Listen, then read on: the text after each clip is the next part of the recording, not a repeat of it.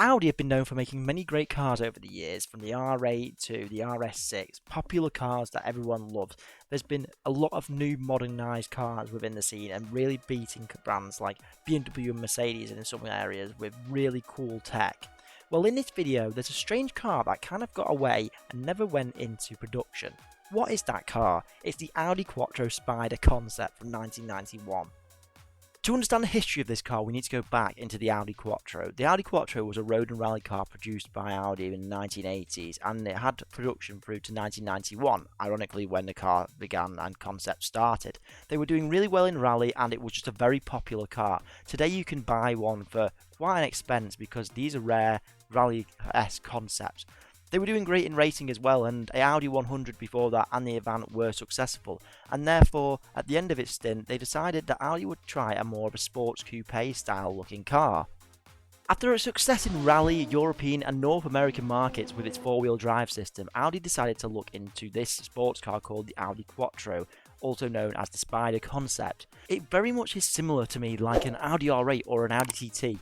It has these sort of lines and very early on from when these cars even first came out. Due to some economical issues at the time in the 1990s and the fact that Audi had quite a lot of prospective buyers due to the fact that this car could have been really popular and really ahead of its time, the car was not put into place by Volkswagen bosses. So down to some specs, the Audi Quattro Spyder really came out from the Audi 100 and the success of the early 100s and then the 1990s 100s or late 80s, and this came from a mid-engine coupe equipped with a 2.8 litre V6, and it was a very good engine. It was used for hundreds of thousands of Audis at the time. The car was rolling test bed for a future mid-engine sports car, and like I said before, it kind of looks like a TT or an R8 in some weird way from about 20 years earlier.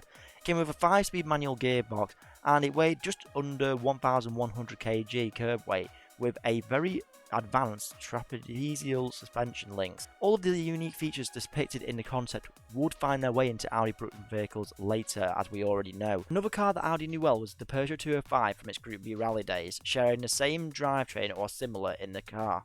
Interestingly enough, the Audi Concept Spyder was released at the 1991 Frankfurt Motor Show and was due to be a very big car and release for Audi at the time. So why was the car not released as mentioned before? Well, of course it was axed by Volkswagen bosses back in the 90s. It was due to be quite a popular car. They had already got prospective buyers and the demand well outweighed what they had already decided to buy and create for the car. It was weird that Audi and Volkswagen decided to cancel such an important car, which almost felt like ahead of its time, given that it was going against a lot of its rivals, BMW, Porsche and Jaguar, which at the time also cost a lot more. Audi had even gone to the trouble of producing brochures for the car, which meant it was well under production and ready to go. They just needed the all clear from Audi and Volkswagen. So the influence then, this car actually had a lot bigger influence than you might first think.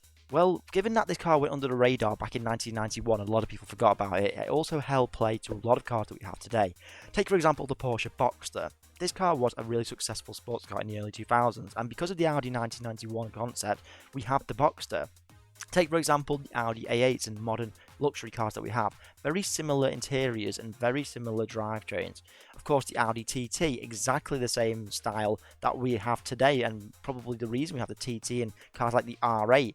Very similar in their approach to their dashboard and the gearbox and everything that was made because of the 1991 concept. A lot of people will probably have no idea this car ever existed, and there was in fact two cars that were sort of created in this time, but the main 1991 concept was painted in orange and green and then painted back to orange again. You can actually see it at the Audi Museum.